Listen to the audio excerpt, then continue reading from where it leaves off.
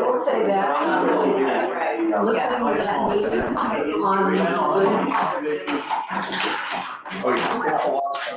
And this is louder than everybody else. Oh, really? Yeah. This looking at the page back thing is that's all you hear. Everything else is running, talking, yay. What's that? Tomorrow morning?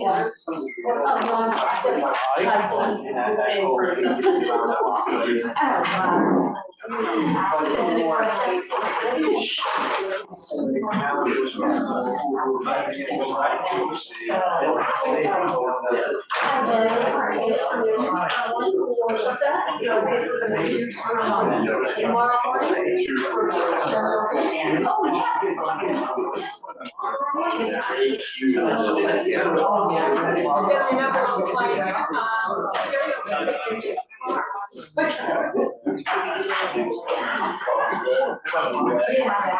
that would be fun. It's very gentle. Yoga is as gentle as you want it.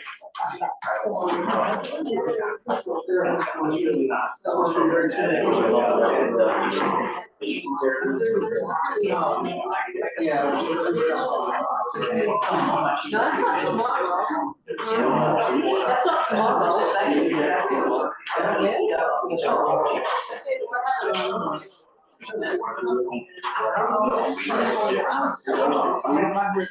Yeah. I did it for Wednesday.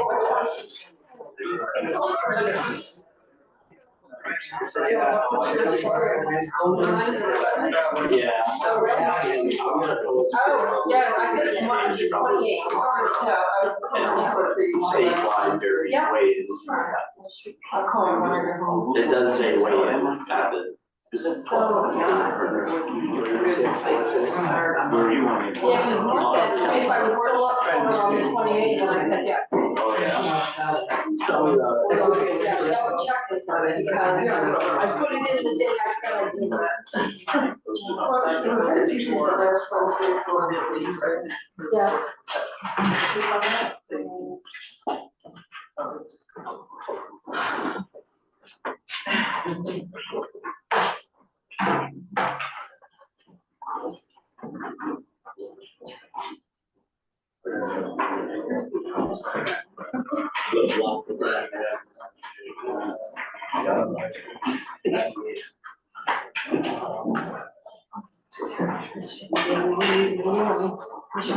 This should be pretty quick.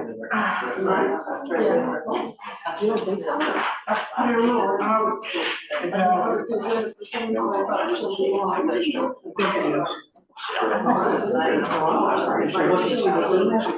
You think that's gonna be controversial? Well, yeah.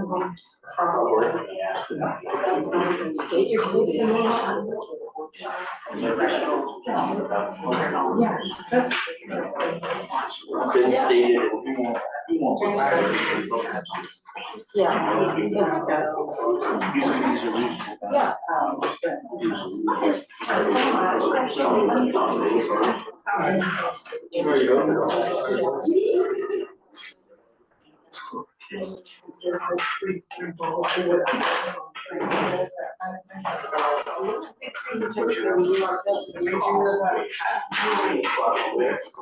Doesn't mean you have to pass it or separate. And even if you do, I don't know.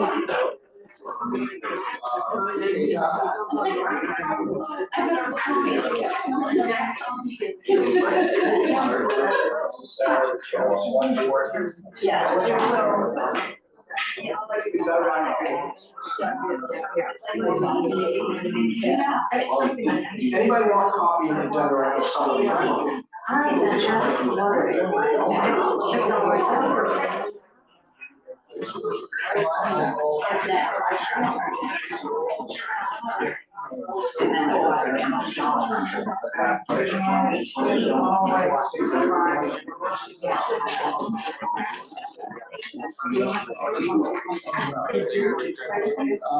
Maybe. Yeah, I tried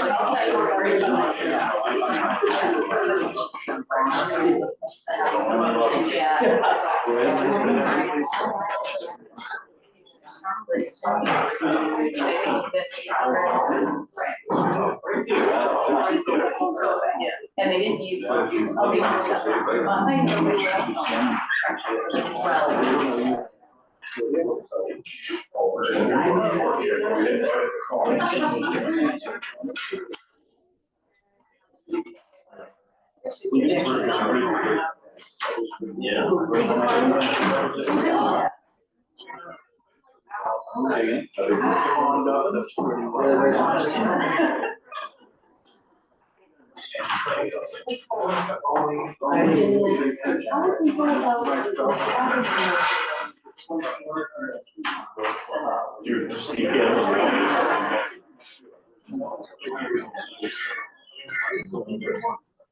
brought it over.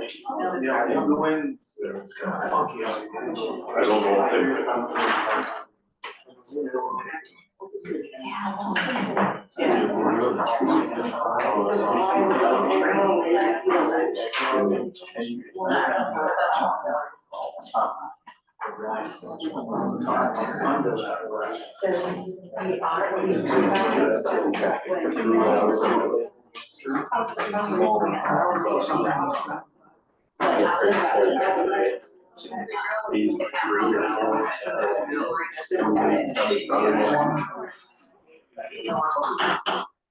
On meeting order at 6:01 p.m., please rise if you are able and join us for the pledge of allegiance. I pledge allegiance to the flag of the United States of America and to the republic for which it stands, one nation, under God, indivisible, with liberty and justice for all.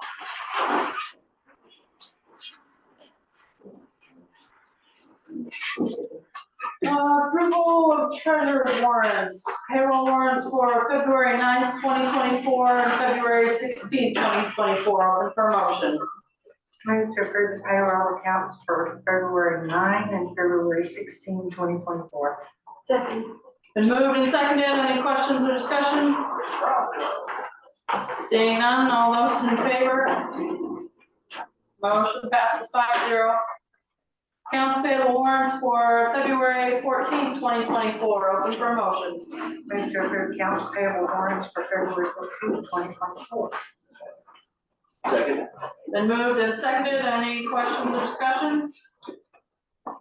There's only one because, Molly's out on vacation this week. So we held last week's for an extra day to get extra checks out. You'll have that. Oh. Any other questions? All those in favor? Motion passes 5-0. Approval of the minutes, going back to January 16th, 2024. Move to approve minutes for January 16, 2024. Second. Any questions or discussion? Seeing none, all those in favor? Opposed? Abstain? Motion passes 3-0-2. We weren't here. Approval of the minutes for February 6th, 2024. Move to approve minutes from February 6, 2024. Second. Been moved and seconded. Any questions or discussion? Just that we need to put, who was absent. Oh, it's not on there? No. Any other adjustments, edits? Okay. All those in favor with, as amended? Opposed? Abstained? 3-0-2. We do not have any special presentations or awards. Committee appointments, Patrick Sandifer, I hope I'm saying that right, Climate Action Team. Open for motion. Move to appoint Patrick Sandifer to the Climate Action Team. Second. Been moved and seconded, although, any questions or discussion? Seeing none, all those in favor? Motion passes 5-0. Stephen Williams, non-resident reappointment to the Airport Advisory Committee, open for a motion. Move to appoint Stephen Williams to the Airport Advisory Committee as a non-resident. Second. Been moved and seconded, all those, any questions or discussion? Yes? I was ready to vote. You All were right, seeing none, too quick on the draw. all those in favor? Motion passes 5-0. Terry Heller, reappointment to the appearance of the Town Committee. Open for a motion. Move to appoint Terry Howard to the appearance of the Town Committee. Second. Okay. Been moved and seconded, any questions or discussion? Seeing none, all those in favor? Motion passes 5-0. All right, we do have a public hearing, tonight, and this should say March 5th, 2024 town meeting article. It's okay, I didn't notice it. In any case, motion, open for a motion to open the public hearing. I move to open a public hearing on the town meeting articles for March 5th. Second. Been moved and seconded, all those in favor? We are open at 6:06 PM. Is there anyone who'd like to ask questions or speak to any of the town meeting warrant for March 5th, 2024, either in person or online?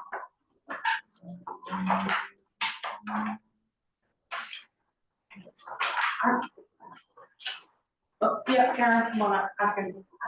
Yeah, just in general, tonight, anybody who's gonna come up and speak, if, just like Karen's doing, so stand right about there, because you're on the microphone and the camera of the owl right here, so anywhere right there. Okay, I'm Karen Sullivan, I live in Wiscasset. My questions have to do with the affordable housing ordinance. Given the 30-year covenant for affordable housing, does the town have any leverage to ensure that the housing is well maintained and doesn't turn into a drain on the town's resources or negatively affect its neighbors? That's question number one. Question number two, the town has instituted periodic checks to ensure affordable housing continues to qualify as affordable. My question related to that is, does the town have any periodic checks to ensure that the housing itself maintains a basic standard of acceptability other than the initial certificate of occupancy? That's it. Emily, is there any chance you could help address? That's why I bring the big bucks. Emily Raby, Lincoln County Planning Commission, also serving as your contracted town planner. So to Karen's first question about the 30-year covenant and does the town have any opportunity to ensure that the property is maintained? Kind of two things. The first would be that there would be a site plan review and there would be standards set in that and the opportunity for the planning board to set conditions of approval. So there is opportunity for the town to build that into your site plan review. And also the covenant is going to talk about maintenance and ensuring that long-term affordability. So the short answer is yes to Karen's question on the 30-year covenant. For the second question about the periodic checks to ensure that it's affordable long-term, that is also built into this ordinance as well as the covenant. So the covenant requires that in order to maintain that affordability, that it must be over a 30-year time period minimum. There are some covenants that go even further, or in terms of a longer time frame. And within that, there is entities, both the town as well as if the developer obtained a grant from, say, Maine Housing will also track that to ensure that if there's any turnover in the rentals, that it is rented to someone that is income qualified as well as rented at a rate that ensures that affordability. So again, there is checkpoints involved in that. Thank you. Any other Questions or comments about the March 5th warrant? My only question was, will there be more of an explanation in the warrant as to what each article?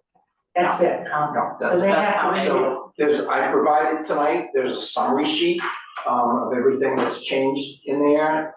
It's here, it's on the website. All of the ordinance changes are on the website.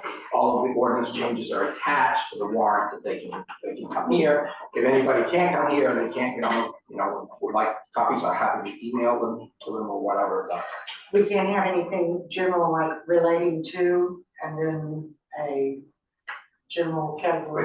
everything's already printed at this point, so. Got it, never mind. You should have said that to begin with, sorry. Well, no, but I want you to understand also that ballots and warrants can only contain specific information. We can't go too far into one way or another, because we can't look like we're trying to Right. persuade somebody to vote in a certain direction. Yeah. Yes, like the caption on the bill. It has to just simply state what it is. Right. But we didn't know. Right. Seeing no further questions, going once, going twice. Move to close public hearing. Second. The moved and seconded, all those in favor? Hearing is closed at 6:11 PM. Thank you. And you don't need any other vote. I think so. All right, now we're on to public comment. Is there anyone who would like to speak on something that is not on the agenda tonight? Either in person or online. Going once. Going twice. Okay. Moving down to department head or committee chair, first Wiscasset Climate Action Team, town climate resolution. Yeah. Okay, good evening. Thank you for having me here today. I'm Cassandra Rose, the chair of the Wiscasset Climate Action Team, or WCAT. We've worked hard over the last 10 months to help the town qualify for the Maine Community Resilience Partnership and identify projects for a $50,000 community action grant application. As part of the meeting materials that we submitted to you today, we've submitted a non-binding town resolution, as well as a list of potential projects that are supported by the public for a community action grant application. Our primary goal with this work was to help the town reach a great position to get funding to complete the many projects that can help Wiscasset become more resilient to extreme weather and save taxpayer dollars over time. WCAT has worked hard over dozens of meetings since last May, held 2 public workshops, and run a public survey to understand what the climate priorities are for the members of the Wiscasset community. And all of our recommendations that we submitted to you have come from public input. So we had 40 people who attended our public workshops in October and November last year, and over 60 people who responded to a public survey. We heard overwhelming concern about impacts like flooding and erosion, changing ecosystems, increased rainfall and snowfall, increased health concerns, and poor air quality. So passing the municipal climate resolution would serve a couple of purposes. First, it is a qualifying step for joining the Maine Community Resilience Partnership, the state's program to help Maine communities reduce emissions and prepare for the effects of climate change. And it qualifies the town for state funding like the $50,000 Community Action Grant and the Maine Infrastructure Adaptation Fund, which made $20 million available to Maine communities 2 years ago, and for which Governor Mills has requested $50 million from our state's rainy day fund in this year's state budget, so to come. These 2 grant programs are only open to towns that are enrolled in the Community Resilience Partnership. So we also feel that passing this resolution puts our town in a stronger position to apply for other state and federal grants to improve our resilience. This is a unique moment funding-wise, with billions of dollars in federal funding becoming available to communities now and over the next few years. And passing this resolution helps Wiscasset demonstrate our commitment to take action on resilience, energy efficiency, and other grant projects for grant applications. And the public engagement that our committee has done can also be used to help inform and strengthen our town's grant applications. Our second request to you today is to receive feedback on which projects you would like to be included in Wiscasset's application for a community action grant, which are open to communities enrolled in the Community Resilience Partnership.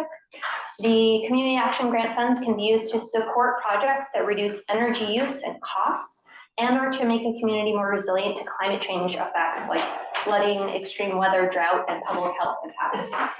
The projects that we've suggested have very strong public support from all of the engagement that I just described, and also fall within the list of projects that qualify for community action grants. There is a 72 action list, so there are a lot of potential projects that the town could pursue.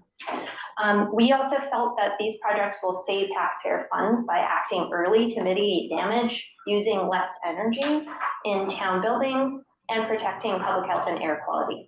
And for each of these ideas, we've also suggested some additional funding sources. This grant application, if it's successful, can be used on its own or in combination with other funding sources to complete projects. So it can be used, for example, as match funding for another grant application. WCAT has been working closely with our town's Community Resilience Partnership service provider, Sri Veril, to apply for both the partnership and the community action grant. She's here tonight to answer any questions and to give a quick reminder of what the requirements are to apply for this program. So Sri will work with town staff and WCAT to draft and submit the community action grant application. But given the tight deadlines, the application deadline is March 29th, we request your direction this evening on which project you'd like to prioritize for the grant application.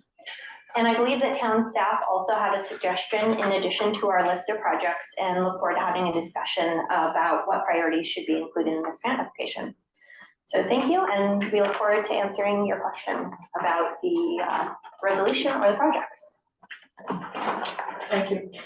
And Cassie, if I state this incorrectly, please correct me, but I just wanted to say two things before we get into it. One, the resolution is non-binding, correct? Correct.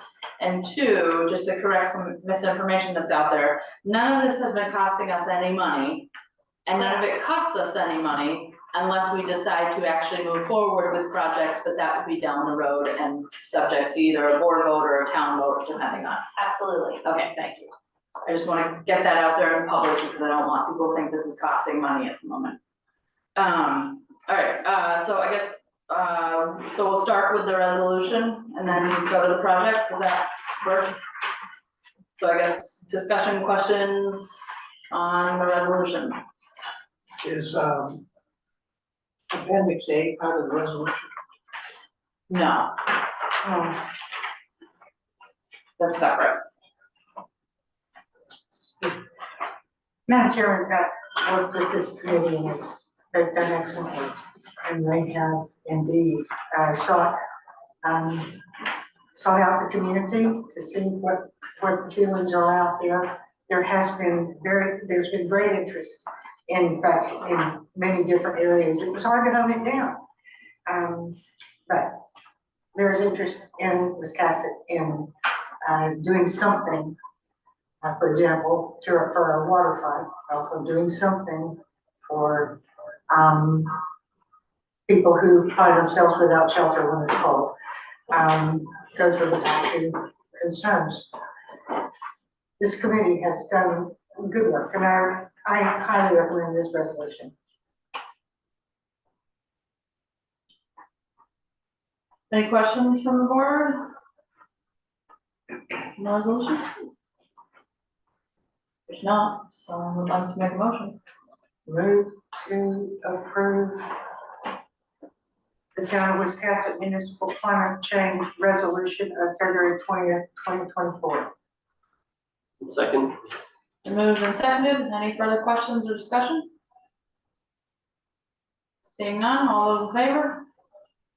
Motion passes 5-0. So then in terms of the projects, you're just looking for feedback from us. I had one question in terms of, so wastewater treatment plant obviously jumps out as a very major issue. But I'm wondering how so you've got potential funding sources and the community action grant is not one of them, so is that just because it's a very small amount of money compared to what we would need? It's two things. It's a very small amount of money, and the Community Resilience Partnership asks towns to exhaust other sources of funding for projects before applying for this grant program, if possible. This grant could be used as a match for a larger grant program. But I think Sheree might have some thoughts to share, but my understanding is that there are other sources of the town that might work with those projects. We tried to focus on projects that would be uniquely well suited for this program.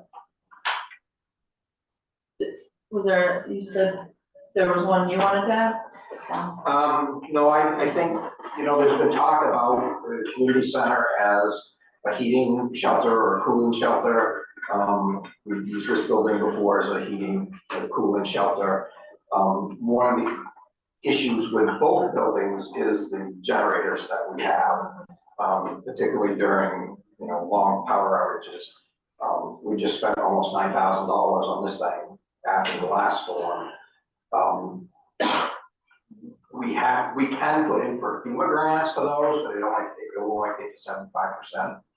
So I'm assuming that grant money could then be used to fund the match for those generators if we use these buildings for those purposes. Yeah. Yeah. Yes. What about the seawall down at the, Just a second, sorry. she was gonna. Still wrapping my head around the project. Do I need to come up there? Yeah, if you wouldn't mind. Well, first of all, congratulations. You passed municipal resolution, which means you'll be enrolled and now eligible to receive money from this project that we're talking about. I'm trying to wrap my head around the different project implications to answer the question you just asked, Dennis. It's a good question, but part of the short timeline that we have to put in the application is to scope out those kind of questions and to look at the different possibilities. I need to know which grant is going to move forward before I can start scoping it out. So I don't have the answer to that question. I do know that match, the community action grant can be used as match. I heard you say 9,000. Did you get a new generator for that amount? Yeah, I didn't think so. Years. Okay, so I guess it's like, how much would the generator cost? And then what is 25% of, it's only gonna go so far. So we're trying to make a stretch as far as possible with matching as many things as Well, possible. the 50,000 would just cover the match for the two generators. Well, that would be an easy grant to write. That's pretty simple. However, we do have, and we've talked about this quite extensively, the problem with losing our shoreline down along our waterfront, particularly where our harbor master's office is and down there, and we need to do something with that down there. Just what, I don't know yet, but I'm assuming that we could also use the money to look into alternatives to just having it all wash away. I think your best bet for funding alternatives to having everything wash away would be the Coastal Community Grant, Shore and Harbor Planning Grant, which is combined this year and also due March 29, which is the same deadline as the Community Action Grant. So what you would look for is an assessment for nature-based solutions. If you want to get any funding for the waterfront, I suggest refraining from things like seawalls and looking for living shorelines and what that might look like. There's a great project underway that is kind of exemplifying nature-based solutions on the waterfront, which is the Pleasant Street Extension project that Leslie's been working on and I've been indirectly involved with through the Lincoln-Knox-Solar Water Conservation District. So if you're looking at bang for your buck to get as many of the priorities moved forward with $50,000, it's within the realm of feasibility to apply, let's just say 2,500 or 5,000 of the community action grant as matched towards other grants that, for example, the Coastal Community and Shore and Harbor Planning Grant may ask for. I just saw it today and I haven't got to the end of it where it says this is how much match is required. But there's also the Shore Up Grant through the Island Institute, which can be up to $10,000. that you can apply for things like scoping out, for community engagement, and can be used as match for other grant applications. So do we feel like the 50,000 would be better utilized to secure more funding from these other places instead of 50,000 just being used for projects instead? We'll leverage that to say get $200,000 a year. What was the yes or no question? I mean, Sorry, what? would the $50,000 be better spent as matches for other grants rather than just using it as for a project all in and of itself? Oh, I think that's a good question. It's something to underscore, which is what Cassie had already said, is that the project recommendation for the emergency shelter comes through a pretty robust community engagement process. And that's really what the community wants to see as a priority. And so I would consider that in the realm of the factors you're looking at to get the most bang out of your buck. You've got I was just doing a little bit of math, like dozens of hours, just say it was, or dozens of meetings, say it was 2 dozen, 2 hours each, 9 people, that's over $13,907 in match of in-kind already supporting the emergency shelter. So I think that you have to think about people's listening to what they want and supporting moving forward with the emergency shelter. I think that's probably that would be my recommendation. Sharon? So, 2 generators would be for each building, 1 for each building. So if we bought 1 for the community center, we have 25,000 left over to apply to the second. Yes. And which, And then I can take those requests out of our capital budget. yeah, there's some of these that, the wastewater treatment plant, too much. I would go all the way down straight to the shoreline. Well, I'm trying to wrap my head around how a living shoreline is going to work in our situation down there. Given that it's completely flooded by feet. So I'm available to help write the community action grant once you decide what project you want. So I think maybe Cassie stood up to help answer some of these questions. Sure, I would say for the generators, given the goals of this program in general are to reduce greenhouse gas emissions, the kinds of generators that we would be supporting, I'm assuming would be burning fossil fuels. And so that may not be a terribly competitive application. Yeah. I don't know of any other kind of generator. Yeah, certainly. So there are energy storage options paired with renewable, like solar panels, that potentially I think could be a alternative to generators in the event of a power outage. So I wanted to share that. I think what Shri was saying for the waterfront project would be, once the select board gives some direction, that maybe some of the details of what engineering project or scoping project might be undertaken with community action grant, or some details that could be worked out as we're writing the grant. But just today, deciding on, we'd like to pursue a project to protect the waterfront, I think would be really helpful to start that process. Some of those details, we could get more information, and, it could be a combination of, at the waterfront itself, nature-based solutions may not make sense, but in the areas where we don't have docks, looking into nature-based solutions, maybe it could be a combination. So for the community center, I guess, was there any talk since it sounds like this came up in multiple meetings and such, I understand the interest in going to heat pumps in terms of efficiency, but was there talk of, okay, well, even if we snapped our fingers and did that tomorrow, how does that help with being an emergency shelter when the power's out? Yeah, that is an excellent point, and I think the emergency shelter transition would have to be carefully planned, with also ensuring that when there's a power outage,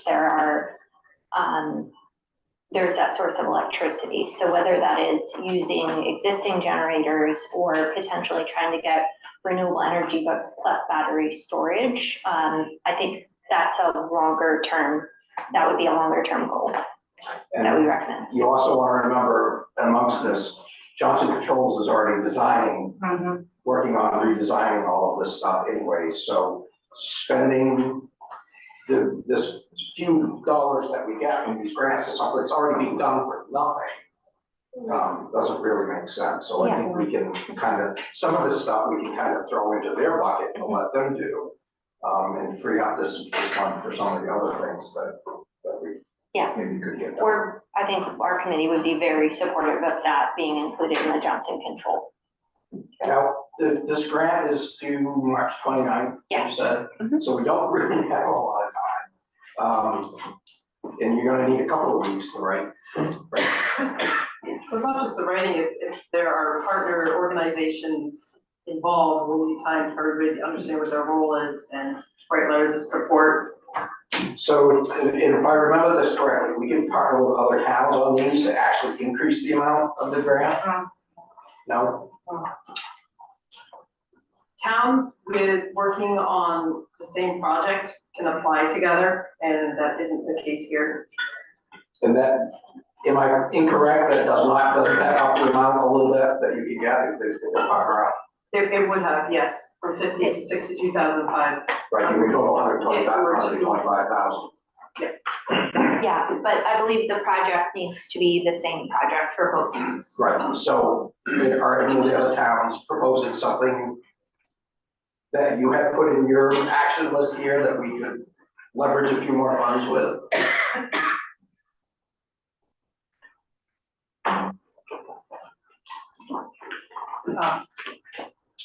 Look at me, Dennis. Well, you work with it, so. Yeah, Boothbay and Boothbay Harbor are intending to submit a joint application for a vulnerability assessment leading to a climate resilience plan, developing education and outreach to residents and businesses that emphasize leadership opportunities for local high school students. Period. Southport has prioritized evacuation planning, communication system so they can get off the island in the event of something, that would never happening, but like it happened in Maui wildfire. With the secondary priority that will be funded in their community action grant would be the vulnerability assessment. So those are where the towns I'm working with are at. So am I correct in terms of the urgency of the community action grant and just the level of funding? It doesn't make sense to talk about the wastewater treatment plant for this? I think that's correct, yeah. Obviously, we are and need to work on it, but not for this specific thing. Okay, and then I fully appreciate your comment about in terms of what people are wanting as the first thing. I'm just concerned that what we would apply for the community center would not actually do what we want it to do. So in other words, it sounds like we wouldn't want to apply for generators because they wouldn't give us money for that because it's fossil fuels. And if you can't have a generator, then you can't run it. So therefore, it's not going to solve the problem of an overnight shelter. Correct? Not saying in the future we can't, like with Johnson Controls or whatever, that we can't figure that out, but does that? That's what I was hearing. Okay. So I think that does make sense. I have not scoped out the grant because I don't know which project is moving forward. So that's the kind of thing that once I know what the project is, we'll start looking at. So I don't have those answers. That would be my initial thoughts on it. During the discussions, no one brought up the Johnson Control issue. I mean, there was no discussion that some of that was already in. It was all about what do you need. So these were that kind of consideration. I think what you said, is absolutely true. We need to look on down the list and see. I'm just if trying to figure out which one makes the most sense, Right. given whatever else we're doing. Yeah. So after listening to all the discussion, there's only two things on here that's really feasible for us to start working on. Considering what they would fund and would not fund and what's not going to be covered by Johnson Controls. The only thing that leaves is the flooding near 4th Street and, the installing public electric vehicle charging stations. I mean, really, the rest of it is things are gonna be covered, worked on by Johnson Controls, if that project goes forward, or things that funding wouldn't really cover because of fossil fuel use. So that really narrows it down quite a bit, so there's really only a couple of things you're looking at here. And I know this only says 4th Street, but could that be expanded to be the full waterfront where It should be the Harbor whole Master's water. So would a vulnerability assessment of that whole area fit within this grant? And that could at least get things started down here. I know what Leslie's been working on some of this, but I mean, I was hoping, even if you could consider getting the engineering fees covered for the waterfront and 4th Street flooding, if you've got somebody that's proposing all the work that needs to get done, we can start getting that priced out and maybe apply for additional grants, but we have to have an engineer. yeah, that 50,000 is not gonna cover that. We got quotes for way more than that just to do just the waterfront, not cutting all the way around the 4th Street. It was quite a bit more than that, so. But wouldn't that be a step in the right direction, doing a vulnerability? I mean, do you need an answer for this tonight? Our next meeting is March 5th, so. That's too late. I mean, I want to get you a competitive application. So, I mean, if you can't make this decision tonight because there's more you need to consider, then that's a factor in a competitive application as well. Well, I mean, I guess- My whole purpose when we started this way back was to start getting this grant money so that we could work on the waterfront area. And I think this is at least getting us moving in that direction, which I've struggled to do on my own, so. I guess I just feel like this is a very urgent thing in terms of all the flooding we've been seeing, and if we can get some money to help figure out what the best solution is. And this seems to fit a little bit better in terms of the grant itself and the timing we have and all that. So, To be fair, the waterfront was discussed. There was great concern about the flooding because that had occurred right before some of these discussions. So just because it doesn't appear here, because there were two different groups, does not mean that it wasn't discussed. Yeah. So And there's it's support for it. It's number 4. In the municipal resolution, Yeah. it's make the town's infrastructure, which includes the waterfront, climate ready, more resilient to extreme storms, so it's number 1, so I think it fits perfectly. Emma? If I may, in addition to being your planner, I also serve as a regional coordinator in this partnership. So I can give you a little bit of idea of where you go after this initial $50,000 seed money. First of all, fantastic job on getting the municipal resolution so you can actually enroll in the partnership to take advantage of these funding sources. That's the first step. The other things I want you to consider is, I don't know that it has to be an all or nothing or either or situation with these two projects.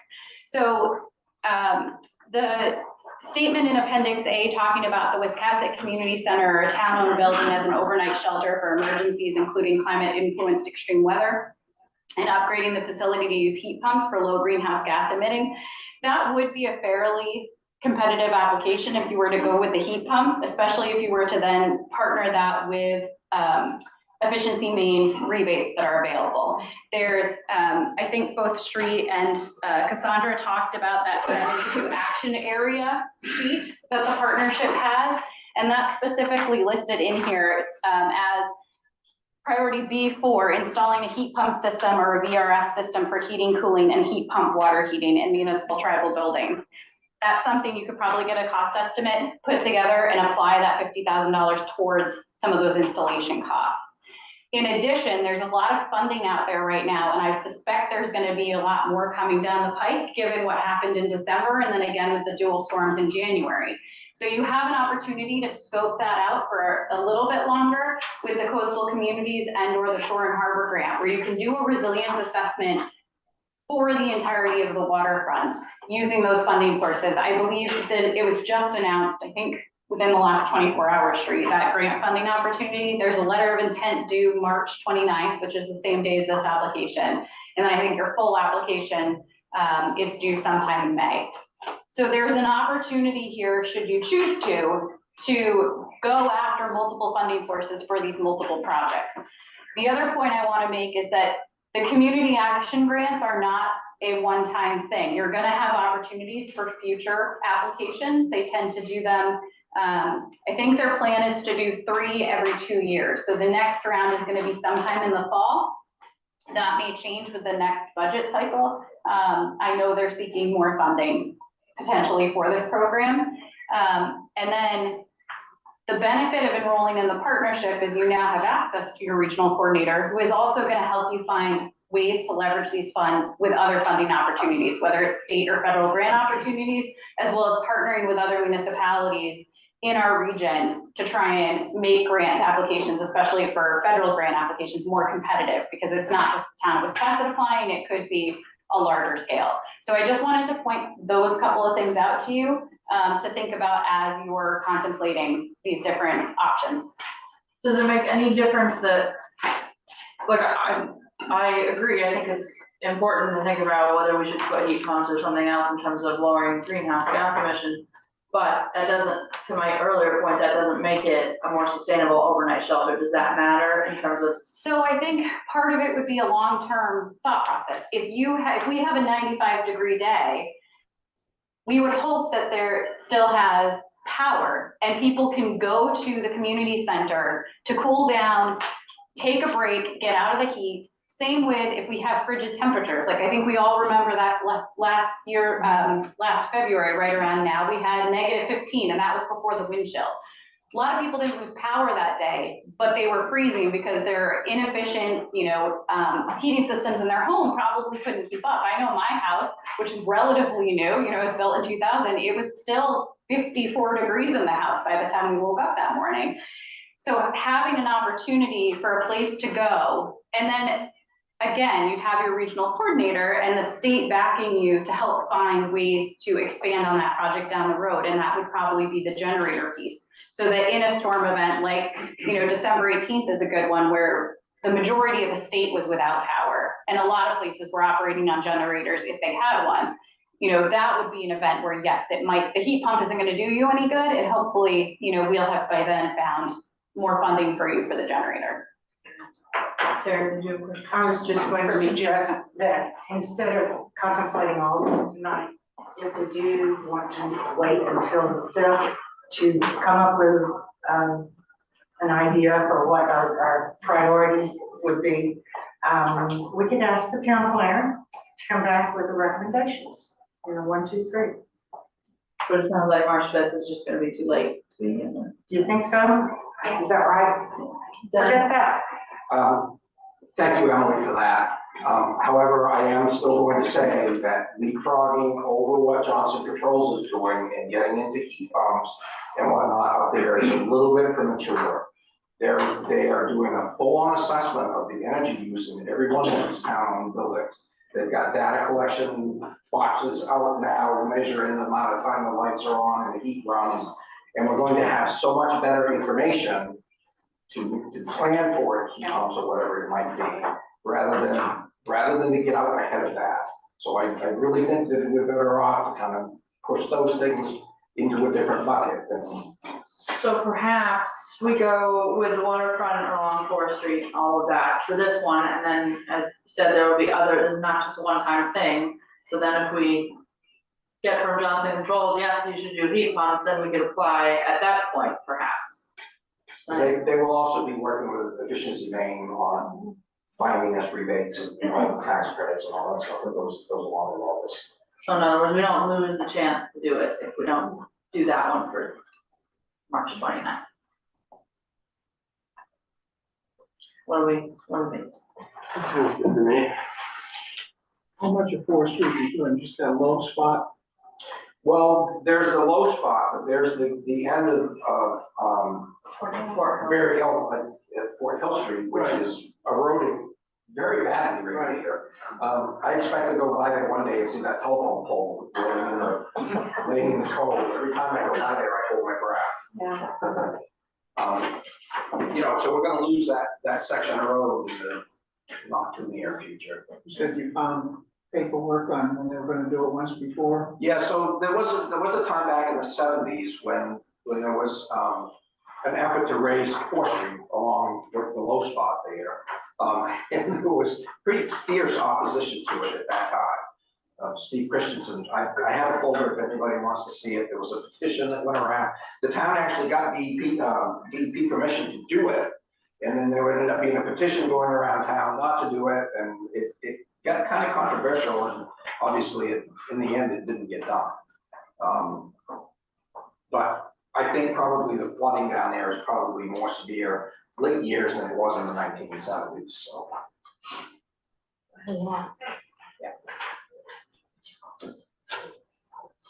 Okay. So do we need to vote or just verbally tell you, and I assume it will come back to us to then approve to submit, right? Yeah, you can tell us how you would like us to get that back to you. I'm not sure if the grant deadline coincides with the select board schedule. Hold on. So the meeting before the submission deadline would be the 19th. 19th. Sorry, I was looking at the community action list, what?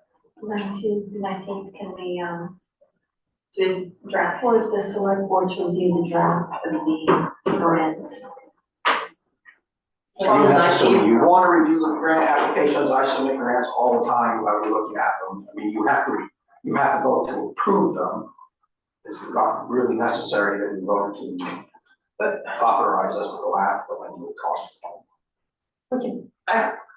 I guess I'd like at least we don't need to see the whole thing, just like the summary of it, given that we had so much back and forth tonight. yeah, Does some of these. that make sense? I don't need to see line by line. No, I'd like to see a summary before I vote to approve it. Well, you'll be voting to accept the grant, not necessarily to submit it, unless you want to go that route, that's up to you. Like I said, I submit grants all the time without seeking approval, because you have to. Well, I do. Could we do, You have to accept Not it. for the town, but for work. so you could do that now, I mean, we could just simply authorize you to. Just tell them to work on the waterfront assessment grant, and we'll get it done. Sounds good to me. I like it. What he said. Okay, vulnerability assessment of, infrastructure that's vulnerable to climate impacts would cover the waterfront. The easier you make it for us to write the grant and get it together, the more competitive it will be. If you start adding additional deadlines in there, it's gonna make it challenging for me. I'm here to do the best I can. Can we get some sort of summary by the 19th? I mean, I think by the 19th, you should have it should be pretty well on its way. I think we're gonna have to circle up to make sure we're on the same page before we start, and then just keep you in the loop. Yeah. Could you share some of the work that was done Yes, earlier? I can just throw it in my manager's report in the subsequent meetings between now and then. I mean, showing them what that stack you had. Sure. Get an idea of what we're looking at.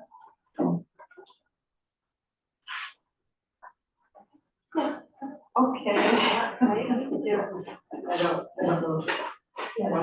I'm not looking for a line by line, like exactly the grant, how you're gonna submit it, just again, because we've gone back and forth a lot and we've, it's more than just Fourth Street. It would just be nice to know what your general idea is that you're going for. No problem. Does that make sense? But we have a consensus that we're prioritizing number 4. Water. Right. Yes. Yes. Is that correct? Everybody looking for knowledge? Okay, That's pretty much what we were, All right. all we were supposed to do. okay, Thank you. thank you. Yeah. That was easy. All right, thank you very much. All right, moving on to 8B, Waterfront Committee Peer Vendor Permit Application Revision. No. Yeah.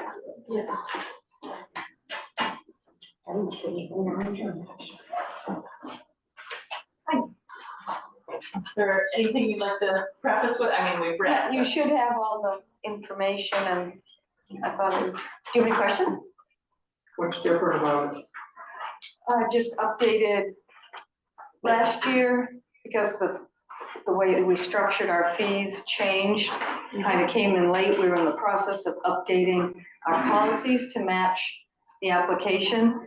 So this year we have the application matching the policies of, we finished that process. And also came up with Callie's help to create a renewal application that will go out with the notices to the current vendors with all their information, and they can make changes if they need to in an effort to expedite. They don't have to come to see us and then come back, you know what I mean? We can just let them know if they're approved or what your decision is. So that's in the works, and hopefully we're gonna try to come up with some sort of software or program that can put that online and really expedite it. We haven't gotten that far yet. We really DocuSign for that, yeah. Yes, actually, getting the application filled out and turned in online, isn't a big deal. That we can actually probably do in-house without an external program. Okay, great.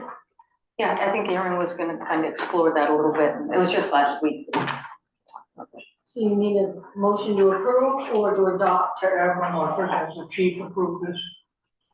Chief approved this? He I should don't have. know what I'm saying. So we approving the vendor Yes, application and yeah, policies okay. for 2024, is that it? What did you say? We'd be approving the peer vendor application and policies for 2024, that's what it is. Is that? It's works for me. So good.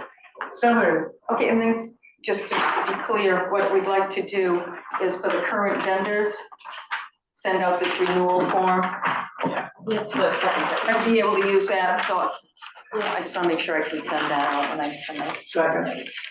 I already seconded it. Moved and Everybody's seconded. already thirded.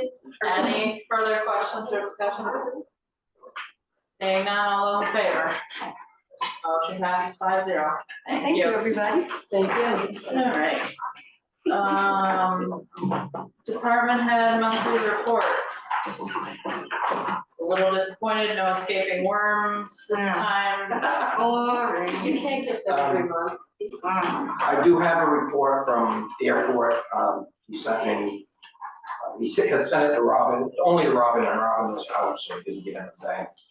Just quickly, fuel sales for Avgas were down by almost $5,000 in December. Fuel sales of Jet A was down by $1.29. Prices are the same. There was 141 operations for the month of January. And there is a problem with the PAPIs and the reels, which are the lights on both ends of the runway. But they're owned by the FAA, and they're going to be coming and repairing them and taking care of them, not us. Correct. Any questions on that or any of the other reports?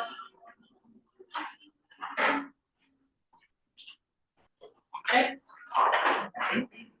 All right. Moving on to unfinished business, firearms discharge discussion.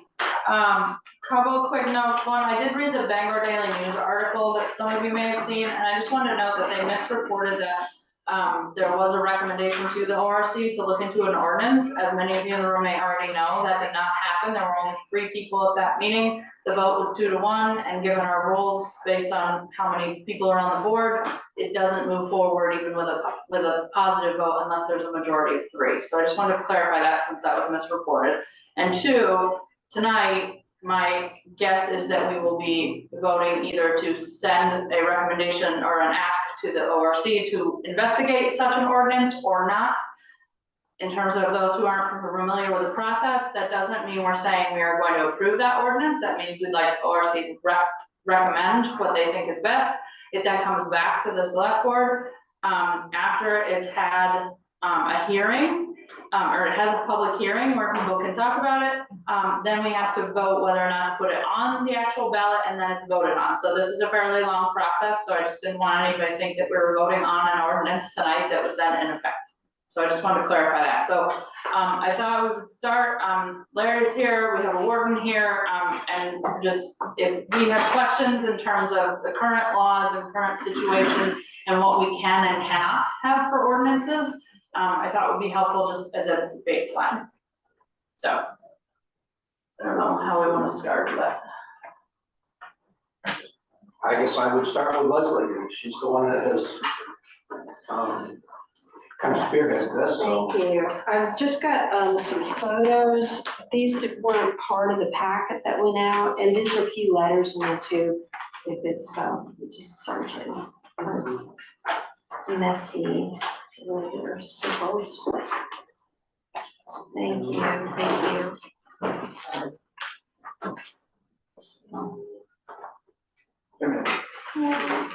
Oh wait, Sarah. Yeah. Do you mind if may I give you one for Sarah? Thank you. Oh, thanks, sorry. Sure. So I know we talked about this last month. I know not everybody was here. The discussion was basically, I come from a native Mainer, I come from a hunting family. I don't have any problem with hunting. I respect hunters and they do a lot of great work conserving our natural resources in Maine. Appreciate them. But we've had hunters that have been down in the cove just below Castle Tucker. And you see the pictures of where they are in the cove. It's makes it really difficult to be out on the weekends. Do you have another one? I think I here. That's okay, I'll just. I can give you one. So anyway, I believe there are other towns in Maine that have figured out a way to kind of restrict hunting in the downtown area, and I know the warden's here, so we have language that he can verify. When I contacted the Maine Department of Inland Fisheries and Wildlife, they had given me some specific language that I also included in that packet that just basically states a municipality should consult with the Department of Inland Fisheries, blah, blah, blah. You'll see that language there.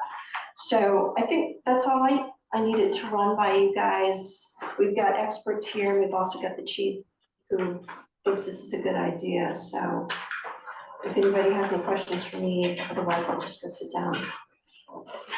Thank you. I guess I'll start with one sort of question statement. It's my understanding that we as a municipality cannot regulate hunting. What we would be talking about is a firearms discharge ordinance. Is that correct? Would you like to speak on that? Sure. Sure, let it go. Yes, please. And if you can just introduce yourself for the online folks. So my name's Doug Coolis. I'm a game warden with the state of Maine. I was the district game warden in Wiscasset and the surrounding areas from 1995 until 2021. So I was here for 25 years. So I'm very familiar with what you're talking about. I'm now working for landowner relations with the Warden Service, so I deal more with rights of way and issues like this, trespassing and whatnot. What you're talking about, that question that you're talking about right there actually is, you can see it in Title 12, Chapter 941, Section 13201. And it basically says that a municipality cannot charge a fee or regulate hunting, fishing, trapping, or possession of use of equipment expressly permitted for hunting, fishing under this part. But under that, it does say this does not prohibit a town from passing a discharge ordinance. So I think if you look at it that way, the way I'm reading that is a discharge ordinance for public safety is one thing. If it's a discharge ordinance for limiting hunting and fishing, may be different. But I think that may be something for the Attorney General's office to look at more versus me just saying that. Any questions you have about this, by all means, let me know. The department and the Commissioner Secretary asked me to bring forward anything that you have for questions or concerns, and they will look into it further. Yeah, do you know of any town or city that has enacted such an ordinance? I have not enforced it because I'm sure there are. I would assume that there are. See, and that's another part of the ordinance is a state law enforcement officer such as myself, game warden couldn't enforce it. It would have to be a municipal officer. It would have to be one of your police officers that would have to enforce it. Okay. So we wouldn't directly deal with it. The other issues that come up with that, and I'm here to give information. I'm not here to give an opinion. Right. I don't want to sound like I'm giving an opinion. I'm giving information. There are laws in effect that kind of for public safety, 100 yards from the dwelling. So right now it's illegal to discharge a firearm within 100 yards of the dwelling, and that's where you're physically standing, whether I'm pointing at the building or pointing away. It's also illegal for your projectile to go within 100 yards of the dwelling. So you could be further away, your projectile could go within that prohibited area, and it would be a violation. The school is 500 feet, so you cannot be within 500 feet of the property. So the building is from the building itself, not from your property. So say, for example, your building's here and your property's here and the shooter's here, it's to the building. It's not to the property. Versus school is to the property. Okay, so there's a little difference there. We also have targeted identification laws, things to that effect for public safety. The other issue that can be brought up in this is the 1647 Massachusetts Colonial Ordinance, which I think some people are aware of, some are not. Which, when Maine was part of Massachusetts, there was an ordinance, many ordinances passed, and a lot of the Supreme Court cases still revolve around those. There is the statutory law, it's more case law, and it talks a lot about the right to fish, fowl, and navigate. And it's been upheld in some courts. I don't know of any case that specifically speaks to what we're talking about. I don't think there is precedent on exactly what we're talking about. Can a town or the state regulate what happens in the intertidal zone? Because in the intertidal zone, it's a protected area that people have the right to fish, fowl, and navigate. The Moody Beach case is probably the most recent case or the most powerful case in the state of Maine. And things will change. I mean, with justices, it evolves. But that's the one that's being relied on right now. And that was more about access. But it did bring up the right to fish, fowl, and navigate. And it found that sunbathing, thorn fisheries, etc., does not constitute what those ordinances are. It was more fish, fowl, and navigate. So therefore, in that case, the beach owners were able to restrict that. A little bit of information, but anything we can do to help and give you information, we certainly will. How many feet again from the school? 500 feet from school property. Thank you. Yep. So 500 feet from the school property, based on the map that I have that's in the packet, the ordinance would be moot anyways, because it's, In terms of what? we're right down, in terms of what the school is, we own right down to the water anyways, so 500 feet, that's a long ways out into the river there. So, if I may, Leslie, the map that you gave us to put in the packet, yellow around the cove, Right. Tucker Castle. Are you talking about just regulating discharges on the land or in the cove itself? We're talking about the shoreline Because even though the law talks about specific distances from dwellings, the challenge is the roads and the walkways are much closer than that. There was a blind field down at the base of the hill in Castle Tucker that was 30 feet away from the walk paths, so, I mean, it does get really close.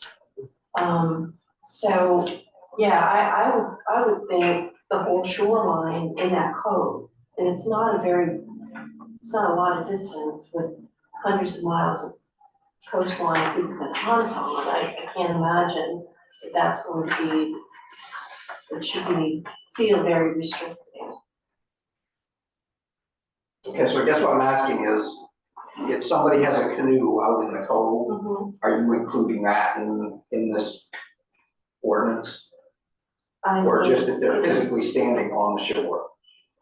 Well, I mean, they have been hunting on canoes, in the cove. It does still, it feels dangerous. I mean, if we're walking right along the edge of that water line or on the extension, the Pleasant Street extension, it's close. One other, I didn't bring up, was the 300 feet from the state-owned boat launch. I don't know if it was Castle one, it's a state-owned town-owned. That's Okay, so that would not count that.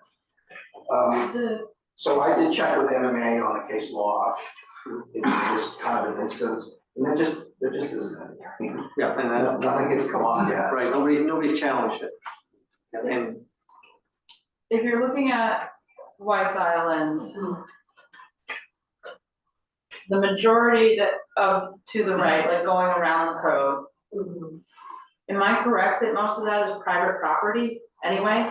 Well, anything below the high water mark is accessible to hunters, and so they can't go through Castle Tucker to get to it, but typically they'll park on the Pleasant Street extension and walk through the wetlands to get over there if they built the duck line, or they'll launch a canoe from. Is the duck line on private property? Well, it's at the base of Castle Tucker, because it's below the high water mark, it's considered, it's not private property, it's. I guess I'm just thinking, particularly I'm not talking about canoes, I'm talking about standing on land and shooting. Are people in other words, are people allowed to do that on those private properties anyway? so you can discharge, you can hunt in the state of Maine anywhere you're not forbidden to be. So basically, it's out west is what's reverse posting, where you have to have permission first. Hunting is a activity where if you're not forbidden to be by signage, every 100 feet, or purple paint every 100 feet, or verbally by a law enforcement officer or a landowner, then you can go there. So if somebody doesn't post their property, you couldn't go on it? You can go there. They did post, Castle Tucker did post, but they only had 1 or 2 signs down there near the water mark, and so that was after the fact, after the duck line was built, they posted. It's my understanding that the high water mark is pretty high, so you can stand down in the. I think I want to be clear, because I just heard a little bit of a contradiction here. It's private property to the low water mark, but there's a public easement between the high water mark and the low water mark to fish, fowl, and navigate. Is that right? That's what, and every deed's different. Some deeds go to high water mark, some go to low water mark, that may go to low water mark, I don't know. But yes, you're correct, and it's a, I think one of the case law actually calls it fee and simple, even more than an easement. That there, you cannot, so basically you cannot restrict somebody from accessing, if you don't want them going from upland down to the title, you can stop them from doing that. But once they get to the title area or they come in, you can. And is this only an issue during duck hunting season? Is that the only thing we're talking about? And I'm sorry, I meant to look this up. What is the actual season for duck hunting season? December, the November through to January, I believe, it's about 2 months. There's a split season generally, and there's 3 different zones. There's a coastal zone, There's a southern zone, and then there's a northern zone. The coastal zone is south of Route 1, so that's what that would be. And it generally starts right on October 1st, runs for a couple weeks, and then there's a break for a time period. Then it opens up in November at some point and goes through until last few years. And there's a certain amount of days, so it's not the same every year, but last few years it's gone until the second week of January, between the first and second week of January. And that's it? And this activity, from my experience, it generally occurs late in the season there. Would you agree that it's not so much an October issue, it's more of a late December, January issue. And what I've seen is what happens there is that this last year so isn't the same because everything hasn't froze up as much. But when things freeze, there isn't a lot of places for the ducks to be or the hunters to be, and it congregates the ducks in that location, or in locations similar to that along the coast. Would you say that's accurate? Yeah, December and January, but it's started early in December this year. And it could take place in October too. There are ducks there as well, but generally, my experience being the warden here for years, that's when it took place. Could you explain the effective range of birdshot from a shotgun? Yeah, so birdshot, you'll get different people that'll give you different opinions and whatnot, but I do hunt, and I do check a lot of hunters. As far as shooting at a waterfowl, probably 60 yards is probably about what you're gonna shoot, so 180 feet, 200 feet is about the maximum range that you're going to successfully be able to take it up. The shot can travel further without much impact. It can travel, depending on your trajectory of your gun. I mean, it could travel 500 feet if it's pointed up and kind of goes that way, but when it falls, it disperses into a light, light pattern. But as far as penetration, I would say, certainly less than 100 yards. But I think your ordinance if you did firearms ordinance, would be more for everything. I don't know if you would just do shotguns, it'd be for rifles, it'd be for everything, I would assume. Leslie, do you feel like? Let's figure out how to explain what I mean. So initially, I didn't know we allowed this. I don't know how, I've never heard of this the entire life that I've lived here. It was a little jarring in terms of I'm a kayaker. I don't normally go out in December and January. However, are there a lot of people who are aiming such that it's coming back at the land? And I'm thinking specifically the people out in canoes, because if they're shooting out into the water, I guess to me that's less of an issue than. Well, if you're in the cove and you're kayaking, where they're firing is out from the land across the cove towards the railroad tracks. So if you are kayaking, yeah, you wouldn't want to go kayaking if they're out there shooting at ducks, obviously, but one of them even told me, look, if you're out there kayaking and you get shot, it's your fault. No. So, Well, I guess in some ways I'm thinking, that's what he said. No, he may have said I don't- it. I don't tromp around on Saturdays during hunting season in my parents' woods over in Westport Island. Yeah. Certainly not without fluorescent gear, so I guess that's why I'm making the distinction between which way, I don't know. It's just odd because it's right downtown, right? There are lots of places to hunt. It is right downtown. And we've been woken up at 6 o'clock in the morning with the guns going off from hunting down at Castle Tucker. It's just really unnerving. And people with little kids don't want to go out when they're out there. People with dogs don't want to go down near there. Everybody avoids that area. There are hunters down there. Whether it's right or not, the whole neighborhood is really uncomfortable when they're down there hunting. And we have had that complaint before, and this is not the first time it's arisen. I will agree with you. Well, it looks like you've got the yellow going all the way up to the school land, and actually, you can't discharge your gun all the way from the school land all the way down to the yacht club. Well, it's just a suggestion. I'm just saying. Yeah, well, it sounds like we just clarified that that probably isn't necessary anyway because of the 500 foot Right. from the property of the school. But anyway, all the way along there, your place is within 100 feet. Correct. 300 feet, whatever it is. 500 No, that's 500 per school, 100 yard, 100 yard. yes, that's correct. So you shouldn't even be considering from the school land all the way down to the yacht club. Then in fact, beyond the yacht club is one of the houses that are close. So you're talking about the area inside the railroad tracks between Castle Tucker and the yacht club. Yeah, the cove itself.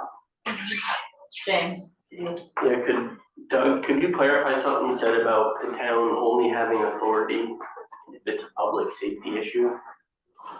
Want me to read it for you? Let me read it, because I don't want to give you an opinion. Yeah. Let me read it for you. So it's Title 12, Chapter 941, Section 13201, limits on local regulation. A municipal or political subdivision of the state may not enact any ordinance, law, or rule regulating or charging a fee for hunting, trapping, fishing for any species of fish or wildlife, the possession or use of any equipment expressly permitted for the use of hunting under this part, the operation, registration, or numbering of all terrain vehicles, watercraft, snowmobiles, regulated under Chapter 935 or 937, or under any other provision of this part, except that a municipality may regulate the operation of an all-terrain vehicle on municipal property and rights of way and easements held by that municipality. For purposes of this section, except as provided in Section 3, the regulation of fishing includes the regulation of ice fishing shacks. This section does not prohibit, 1, firearms discharge, the enactment of an ordinance generally regulating the discharge of firearms in a municipality or any part of a municipality. 2, certain rules, the adoption of rules as authorized in the section 13051, or ice fishing shacks, the enacting of any ordinance regulating ice fishing shacks. We talked about ice fishing shacks. Section 5 talks specifically though about a municipality, they shall consult and, it talks about the adoption of. Right. Discharge of firearms prohibition. Right, I mean, it clearly says that it does not, this section does not prohibit firearms discharge, meaning firearms discharge ordinance. That's what I'm trying to say. It talks about you can't regulate, you can't regulate what you use to hunt fish with or when you can hunt fish, but it clearly says that you can adopt a discharge ordinance. I mean, for example, town of Bath, somebody has a shotgun ordinance in town, well, that's kind of regulating, what you can hunt with. So there's some area, and my thought, the reason I've said that, or my thought process is that this is a public safety issue. If you're doing this as a public safety ordinance, maybe an encompassing ordinance or something to that effect, I think that falls under it. But if it's just to regulate hunting and fishing, I don't know. I don't know. That's something for somebody else to look up. Does that make sense? Yeah. Well, so if I'm hearing you right, if there's 100 acres of land out at the other end of the town, and there's a landowner that just doesn't want people hunting on that 100 acres, whether he doesn't own it. Right. Coming to the town and saying, I want a firearms discharge ordinance, Right. seems to me like a usurpation of you can't regulate hunting, because there's no safety issue there. Exactly, versus if the built-up portion of Wiscasset wanted to have a discharge ordinance, because it's a built-up portion of Wiscasset, maybe that's a different issue. I don't know. That's for someone to interpret with more legal experience. And if I'm correct, any ordinance that we draft has to be approved by the commissioner anyways, or. They have to be reviewed. I don't know if they actually have to approve it, but they have to review it. Yes. Yeah, I think I'd like to hear what Larry's opinion is. Yep. Throw him under the bus. Great, sure. Gonna throw you under the bus. No, I mean, I've given this a lot of thought, and my whole thing is the public safety. I mean, I've been to a lot of meetings where we're promoting people kayaking down there, walking down there, there's a lot of foot traffic in that area. And for me, I'm not a duck hunter, I'm not a bird hunter. I can't see where you'd be anywhere in that harbor where it'd be safe to shoot a gun, any direction. You know, we have a working waterfront, we never know when the lobstermen are gonna be out there. We got the yacht club, we got all the mooring fields. I mean, if they're in Palo Cove shooting that way, they're shooting that towards the mooring field. So, and you never know when somebody's gonna be out in the mooring. We've had a couple incidents where Lindsay's called. And I don't wanna say they haven't been cooperative, but it's really not a pleasant interaction. And we seem to have the same people over and over and over again that's doing it. So that's, I mean, coming from a public safety aspect, that's my concern. Where are you gonna shoot a gun? I don't care if it goes 60 yards or 500 feet. I don't want nobody shooting towards me. And if I'm out there in a kayak, maybe I won't be out there in January or October, but somebody might be. So that's my feeling. I support an ordinance just for the public safety. Thank you. In general, I say personally, I almost never think there isn't an instance in which it's inappropriate to, sorry, I'm putting a lot of double negatives in this. I generally believe it's a good idea when a question like this arises, particularly when it's very clear that there are people on both sides, that it makes sense to refer to the ordinance review committee to see what is out there and what it would actually look like. That doesn't mean we would adopt it, like I explained, there's multiple steps. However, that's the piece I don't feel like we have. I mean, I know you've got Gardner and Booth Bay in here, and it sounds like there may be some other people, but I guess. Gardner's is around schools. Yeah, Bill, they have a map that shows 2 large areas in downtown The Garden. water. Yeah, it has a restricted area, it mentions here. Anyway, yeah, refer to the, ordinance review, but the area would be between Castle Tucker and the yacht club inside the railroad tracks. I guess I'm not saying we define that, that's part of my. I would, or it's gonna go all over the place. That's the only, if you can't do it anywhere anyway. Well, but you're saying just here, right? Not over here, not the cove. You're talking about the enclosed Everything part. inside the railroad tracks between Castle Tucker and the yacht club. Okay, That takes that whole area. But you don't need it for anywhere else, because already you cannot do it. okay, well, I think we all agree on that part, this upper part is. Yeah, all the way down to the yacht club, you can't fire. Yeah, no one's suggesting that Yeah. part. What I'm trying to say is, look, don't give them broad things, this is the area you're talking about. That cove from Castle Tucker to the yacht club inside the railroad tracks. And I think Emily would probably agree with me on this. It's much better to give the ORC a little more information, James probably would agree, a little more information rather than make it too broad, because then they don't really know what direction to take here, so. I'm not telling you to be specific about it, because then you write the ordinance, you don't need them anyways, but I would give them some guidance. Well, I guess my first question is, are there other towns that have similar issues? It sounds like there aren't ones that have the exact same, but are there towns that have similar issues, and what do they do about it? I'm not saying which way to write the ordinance, I'm just saying. I've had these other towns that have had similar issues, and we just deal with the state laws.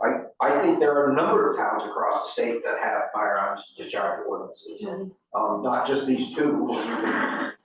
I think Brown has one. You're telling me Portland? Yeah, there's all kinds of them, yeah. I tried to find Portland online, I wasn't able to find that. There's gotta be some out there. And bottom line too, it all comes back to the voters. I mean. if Well, you- that's true. Yeah. We don't have to make a decision. I think the biggest question that I have is the right to fish and foul. Does that step on that right or not? I don't know. Which is part of the reason why I'd like to see what other people do, because how did they navigate that and what counts and what doesn't? Is that the way ordinance committee do? I don't know, who is it? I would love for them to do it, I don't have time to do it, so. So let's ask Okay. Jackie, who's on the ordinance review committee, don't you usually go up to other towns' ordinances to get a look at what they've done? Right. Yes, you do. Yeah. Here's flying the ointment for this to you guys though, is particularly for you guys. If I don't have this by the end of March, it's not making the June town meeting. So I don't know how pressed we all feel for wanting to get this done, but, a month to write an ordinance and have it together is probably not gonna work. Emily? So I already looked at that. That was before we even started talking about this. So the ORC meets on February 26th, March 11th, and March 25th. We would need to draft the ordinance, then send it to the planning board for hearing, to then send to the select board for your decision on whether between now and the 27th, but there's only 3 meetings. And I think the 25th, there's not a select board meeting between the 25th and the 27th, which is the deadline. So really, we would have to show up on Monday night, which the agenda is already set, with something drafted for the ORC to look at, to set for a public hearing on March 11th for the planning board, to then get on your calendar for the select board meeting. So there's no way to get this on the June warrant, even if we were to try and expedite this. And I'm generally never in favor of expediting. No. I think given the level of research that's needed, we want to be thoughtful about this. And I think the ORC would agree with me on that if we're going to be researching this, it's likely something that should come up for a special town meeting or perhaps the November ballot. But we shouldn't try and ram this through for the June meeting. And given the season, am I correct, this isn't an issue between now and at least October? Right, so let's shoot for November. Okay, well, let's at least move the process forward. Let's see what the ordinance committee can do. So to your point, Bill, I'm not saying recommending any areas whatsoever, I'm saying let's see what other towns do about this first. Well, what I'm saying is, don't waste the ordinance committee's time by looking at all of this when you can't do it anyway. Okay. I mean, yeah, it's a moot point because there's school, so you can't. School and also your house is within it. Yeah. Up there, the sewer plant's there, all those houses, and on this side of the bridge, you get the restaurants and the houses there, you can't, from the yacht club all the way up, you can't fire Yes, up to the school, you can't fire them. Okay. So Jackie, does that all make sense, what you're looking into? Okay. Do we need to? Oh, yes, sir? Can I Could you speak? come up? Yeah. My name's Chad Grover. I'm a inland fisheries and wildlife estate safety hunting instructor. What we're talking about here, not sure if it even needs to go forward to the ordinance review committee, because I think as Doug spoke, we already have those discharge laws in place. I think we've kicked that around enough. What we have here is a few guys going down there and doing this. The reason you haven't heard of this, Sarah, is I'm not sure exactly how often it's happening. Once a year? Larry, are we getting 5, 10 calls a day? I mean, it's not happening that often that we have to drag this all the way through. There's already laws in place. I'm not sure we need more discharge laws. Point of reference, Tucker Castle is more than 300 feet to the shoreline. I don't know if she has that spelled out, if she has all those.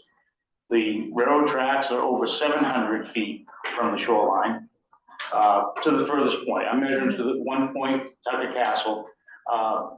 There is an issue with the road and the residents there. They have to be 100 yards, and we're talking about a projectile that doesn't even travel 100 yards, okay? So what are we doing? I mean, if there's people walking down there, I'm gonna have a duck hunter as well, okay? We're not gonna be where there's people and activity, because guess what? The ducks ain't coming anywhere near us, okay? So if there's people walking, we're not hunting there, okay? We're setting up probably in the early morning hours. That's the best time to go duck hunting, especially probably down there. I, for one, have never been hunting down there, but if it's not illegal, why should we be restricting that? I don't see any reason why we need more laws on top of more laws. If it's an issue, maybe once a year, I'm not sure. So, I mean, I have been hunting wildfowl, waterfowl for my entire life. And as far as the children down there, they're probably sitting in the blind with me. There's no danger to this. The unintended consequences are, I'm not sure if you're gonna have any ordinance that's gonna not allow somebody to shoot from the water towards land at that point. Once again, that's not gonna happen in my world. Ethical, moral hunters, we have to identify our target. Okay, so we're not shooting towards somebody, a dog. Lots of times we have dogs with us. We see somebody walking, it's not gonna happen, okay? What we need to do is learn to coexist. So that sticker on a bunch of people's cars. Guess what? Let's coexist. Hunters wanna hunt and people wanna walk. And if you know there's hunting going on, don't go walking there. Simple as that. I'm not gonna go hunting where you're walking. We need to coexist. I think we already have enough laws on the books. That's my 2 cents. Thank you. I'd like to interject. I live on Yeah, Pleasant Street. Michael, please come up and identify yourself for the folks online. Is this the mic? Yeah. I'm Michael Olszewski. I live on Pleasant Street here in Wiscasset. And like Leslie and like Lindsay, I have heard and seen the gunshots. And we're talking about an issue of public safety. So I really don't understand what the animosity is toward some type of ordinance that is just about protecting the citizens. That's it, simple to me. I would also like to state that. Sorry, sir, do you mind coming up and identifying yourself? You can count me in on this. In order to hold a hunting license in the state of Maine, do you have to take a hunting safety course? Yes, you do. You have to pass that hunting safety course, Yes, you do. and you are responsible for your actions when you are hunting. It's an individual, I have been hunting all these waters that we're talking about since high school. I've never once shot at a person. I have never once had anybody come up and have any words with me at all about any of it. We all hunt safely. And you're responsible when you're doing so. So I understand some people don't like to hear gunfire. That's their prerogative. But it's also ours to be able to go hunt and enjoy the things that we want to do on our days off. And that's, one thing is, you're responsible. And I'm not gonna say I would never shoot at anybody or towards a vehicle. That's what you're taught. So I just want to clarify again that marijuana, and I'm not speaking to the board here, just for me. I'm not saying anything against hunters or anything in favor or opposed to Leslie.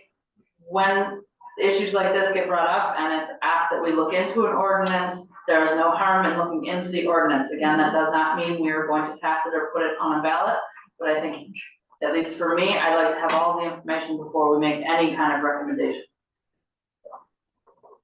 I appreciate everyone's comments and I appreciate this is not a simple issue. Do we need a? I think under the circumstances, yes. Okay, someone like to make a motion?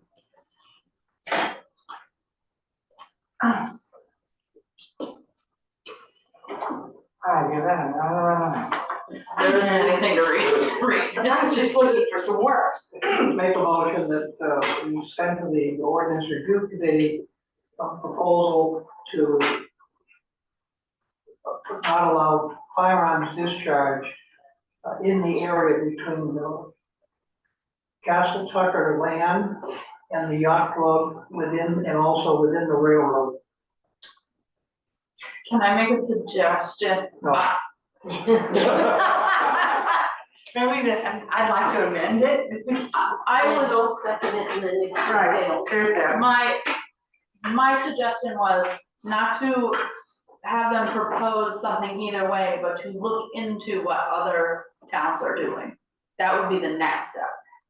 Or if I'm complicating things, but. He's making a motion, I think, just need to ask for a second. Alright. No. So it's just my opinion. There was no second. There's no second, so it fails. Now you can make your suggestion. Now you can make a I motion. I move that we ask the ordinance review committee to look into, ordinances from other towns on this issue. And maybe come back with a recommendation. And come back with a recommendation. Second. There you go. And from our conversation, I Very think we smart. all are in agreement that it doesn't, we don't need to be talking about the area near the school, that's not, it's not I relevant. think you just need to see what other towns have done and have an informed decision. All right, any further questions or discussion? All those in favor? Opposed? Motion passes 4-1. Thank you, we will be back with this, there will be other opportunities to comment and discuss as we get there. Thank you. All right, tax map conversion and GIS internet proposal. So while I was on vacation, you guys, approved my request to take money out of the ARPA funds to do, GIS mapping for the town, which I think we all agree is, needed and a benefit. CAI is one of the companies that we were talking with initially, just trying to get our feet under us and figure out our pricing. And in doing so, I came across a number of towns that already use them: Camden, Rockport, Rockland, Westport, Newcastle, Warren. And so I reached out to all of those towns to see how they like this company. And they all went through an RFP process, and they all picked this company, and they all really liked them. They done a great job. And Aaron, our economic development director, Aaron, also worked with them anyway. So I'm going to ask that we kind of leapfrog over the RFP process, because it's already been done extensively in other towns, and just allow me to go with the proposal that was in your packet. Yeah, this company or this software is pretty much like the gold standard for the state. I might have seen 1 or 2 different ones, but all the rest of the towns, I see this CAI one. This kind of looks like you're using Google Earth, and you can plot your water lines and everything else. Oh, yeah, it's good stuff. And we had it in Illinois where it was. Yeah. And this program here is very expendable. I mean, we can use it for, Larry could use it, for instance, for crash data, for intersections and accidents can be plotted on this, and So are you asking, for authorization to, negotiate with them on a project, no, this is the proposal right here. I'm asking permission to approve it? yep, to approve it and not go out for an RFP on it. Okay, I move that we authorize the town manager to go forward with the CAI Technologies proposal and to skip the RFP. Yep. Second. Been moved and skip the RFP process. Skip the RFP. Been moved and seconded, any questions or discussion? Seeing none, all those in favor? Motion passes 5-0. Thank you. Walnut Block update, so, yeah, this was today.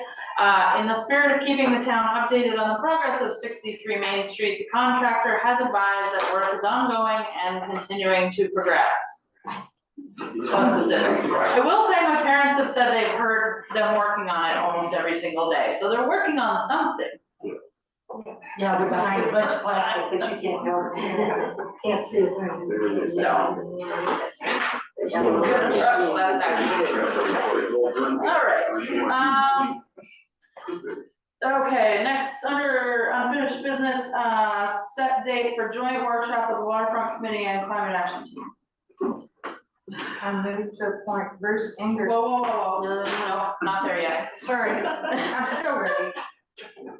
Oh, there's another D. I'm Okay. assuming you're leading this discussion of when we're doing this? I am. I will just tell you that, we have several meetings coming up for budget. Some of them may extend into March. I've kind of left March open in case we needed extra time to work on the budget and not be biting our fingernails to the end of the month, so, I don't know what kind of a time frame the climate team or the waterfront is looking for on this, but, we've got a little busy stretch for the next 2 or 3 We can weeks, reach so. out to Sue, Sue, we can reach out to you and set it up, right? We've had a couple of dates sort of in mind, kind of thinking of March 12th, which is a Tuesday. Which is a Tuesday. at 6, right? And that's your regular waterfront meeting, Well, right? we meet at 5. Yeah, so- well, that Yeah. would be a problem for someone. We want to make sure everybody was. Possibly, that would work, at least for me. Okay, so should we tentatively say March 12th and the respective folks can get together on email to see if that works for the majority of people? Does that work for the rest of the board? Right. At 5 o'clock? No, could we do 6? Yeah, because that's what they said, they're normally meet at 5. Yeah. That would work for everybody. No. Yeah. So it's 6, does that work on the 12th, March? Okay. Okay, so pencil that in and we'll confirm. Okay. All right, new business, code enforcement officer appointment. Tara, 6 P.M. Code enforcement officer appointment. I move to appoint. I know it's getting late, you all want to get out of here, but, we knew this last week when we had a really short meeting, that this was gonna be a long meeting. Just to make this official, Bruce has been our interim CEO since July. He's been operating under an interim contract since then, with the understanding that if things went well, that we would appoint him, permanent code enforcement officer. I checked with each of you, none of you have had anything, I guess, bad or negative, come back on the Bruce, neither have I.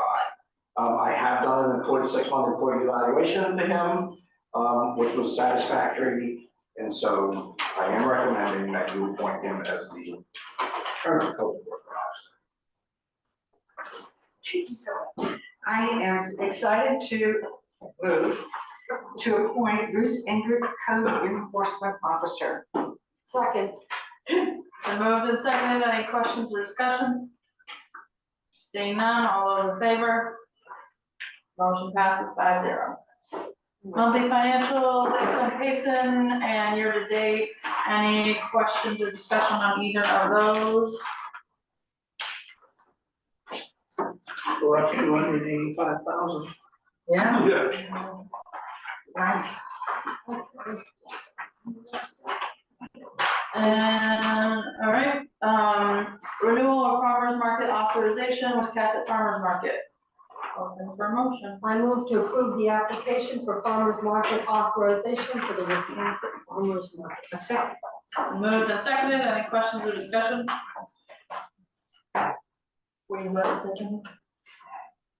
I just want everybody to be clear that this is for alcoholic beverages, the sale of alcoholic beverages, because that's not on here, but that is what the application is for. Sounds good. All right, all those in favor? Motion passes 5-0. Thanks for sticking around, Jeff. Do we have any assessors business? Town managers report. Pretty busy with the budget the last few weeks since I've been back from vacation. We did meet with Johnson Controls today, and as I mentioned earlier, they are trying to work, gathering data from all of our buildings as far as energy use. They place some little devices all over the place to measure various things, and that process is moving forward. Several of the department heads and myself met with Greg Pierce and T-Buck Construction Company today out at the Old Ferry Road site. That was a pre-construction meeting. They should start tearing up ground out there, hopefully by the end of next week, 1st of March at the latest. Finally, after 3.5 years of, I can't believe it's taken this long to replace a culvert. But the contract has been signed. I have all the performance bonds and the payment bonds, and everything is in place to get going on that.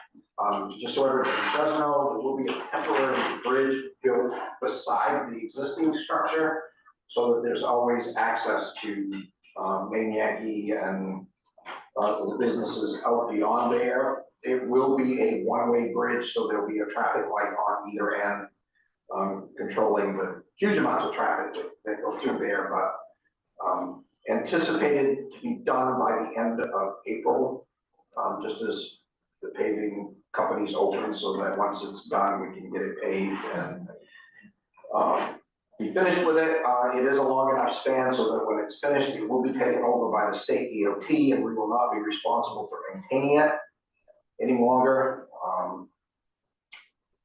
And so there's that. And I will get you guys the capital budgets out first thing tomorrow morning. I'm having trouble getting a copier to copy it because it's on a very large piece of paper, but because we do have a meeting tomorrow night, I believe, correct? So Yeah, it's not on there, I will have them out to you first thing in the morning. I do have it done. I just need to.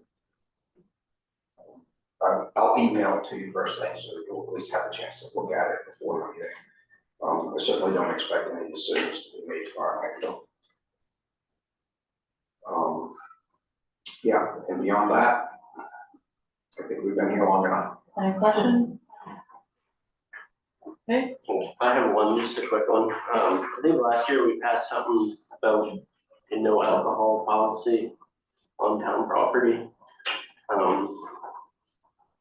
Just wanted to point, I think was it a policy or? I don't think so, because we allow, it was no it BYOB, was. Yeah. Bring your own, but you had to have a license. You have, as long as it was, so we do catered events on the community center. Yeah, that's kind of what I was getting into, because I know Cornwall was on Mondays and stuff like that, so I just wanted to clarify. But it has to be somebody that has a license. It was a no BYOB that. Okay.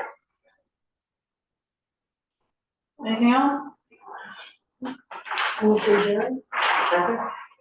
All in favor? Adjourned at 7:46.